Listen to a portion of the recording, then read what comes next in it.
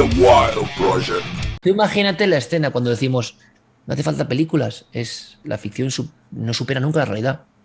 En una ciudad andaluza, un forense de guardia recibe una llamada. Y bueno, va. Y es una noche lluviosa, hacia el mes de enero. Y cuando llega hasta la morgue, imagínate los azulejos, imagínate el ambiente, imagínate que él da las luces, barba blanca, gafas. Yo le conocí y le traté de alguna manera, ¿no? Y le entrevisté. Y es un cuerpo solitario.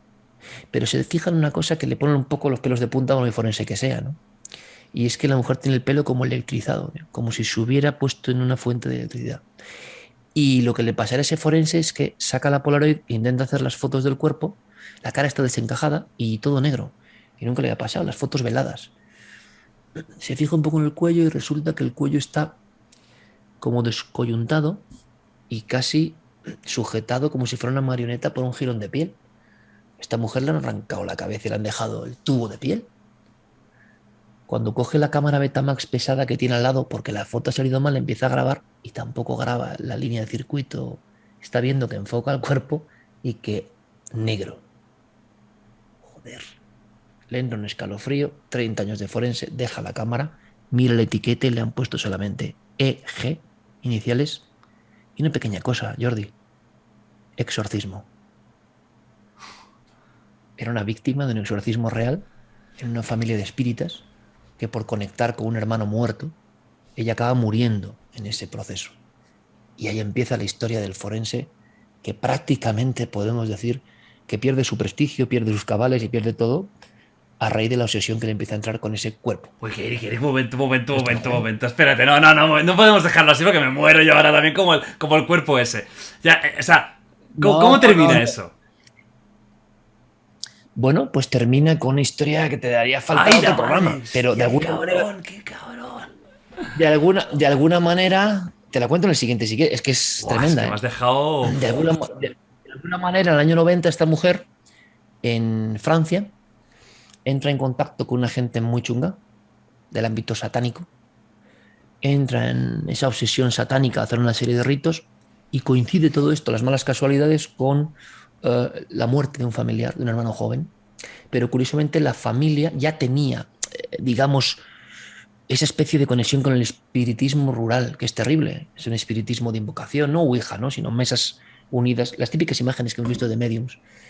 Imagínate la mujer que viene con esas influencias de Francia, que no sabe si está embarazada o no, y un grupo de personas muy potentes, muy del pueblo, esto pasa en Granada, y que intentan invocar al hermano muerto en accidente. Bueno, y en ese momento ella empieza a comportarse de una manera extraña, a girar la cabeza, a echar espuma, o sea, puro exorcista terrible.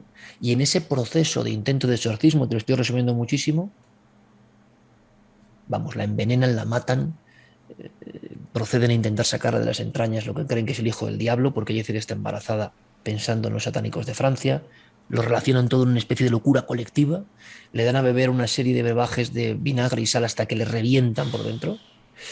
Ese cuerpo que hace un montón de cosas raras se descoyunta solo, dice cosas rarísimas, habla en la voz del hermano. O sea, el terror es el cuerpo que aparecerá en la morgue cuando un forense que lleva toda la vida aséptico y científico, a solas con el cadáver de cabello electrizado, ¿qué pasaría en esa casa? No le sale ninguna fotografía, ningún fotograma, y empieza la historia que acabó con un libro monográfico, el único, yo lo tengo en pocos ejemplares, sobre un forense español que habla de un caso de exorcismo y muerte. Uf, vaya tela. ¡Qué caso! O sea que a partir de aquí pasan muchas cosas.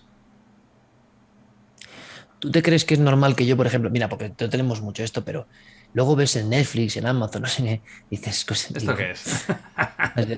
Yo de estas te contaría Uy, pues 100, tenemos que hacer un especial, 150. Un especial de terror, ¿No? pero para no Mira. dormir, Pero de Vale. esos que la gente se vaya cagada. Joder, este era para dormir, es que tampoco puedes una intensidad, porque tú sabes que hay que graduar.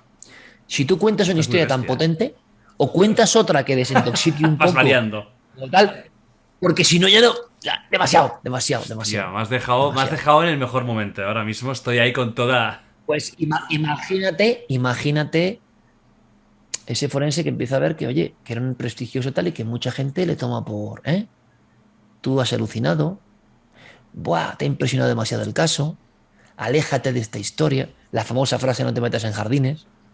O sea, es impresionante. Tenemos historias en España, en el mundo también, pero sin salir de España, que harían palidecer a cualquier serie, a cualquier...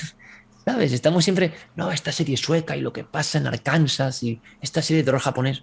¿Tú sabes lo que ha pasado en España, tío? Tú sabes, no muy lejos de allí, ese músico frustrado, que igual conoces el caso, que cree que su padre, en la noche, una sombra vampírica tipo Nosferatu se le ha metido dentro y es el demonio, No lo conocía. y que empieza a pensar en un ritual. Primero porque está frustrado, porque ya no tiene éxitos, llegó a ser número uno. Llegó a ser número uno. Y le ves pensando en esto mientras con la barra de las cortinas, pacientemente en la noche de Reyes, va haciendo una estaca para clavarle el corazón de su padre. Fua. Y poco a poco este hombre, que fue una estrella de la música, en su casa de Córdoba, va girando los espejos, porque sabe que su padre es un vampiro. Y él ya ha lavado con alcohol la daga curva donde va a cortar los talones de su propio padre, porque sabe que es lo primero que hay que hacer con el brucolacu o el lutín, el vampiro, para que el padre, como es un vampiro y es un demonio, no se incorpore cuando tenga la estaca en el pecho. Pero todo esto que te cuento no es una ficción de un guionista, ¿no? Es un caso criminológico español. ¿Esto qué año era, más o menos? 86. Noche de Reyes de Y era 1986, un Córdoba. artista que había sido top. Uf, qué historia. Es que... ¿Eh? Don Jordi, ¿qué te crees? Yo me guardo el Si, láser en la si lo manga. llegas al final, a ver, ¿qué te empiezo crees? por aquí. Cuéntame historias.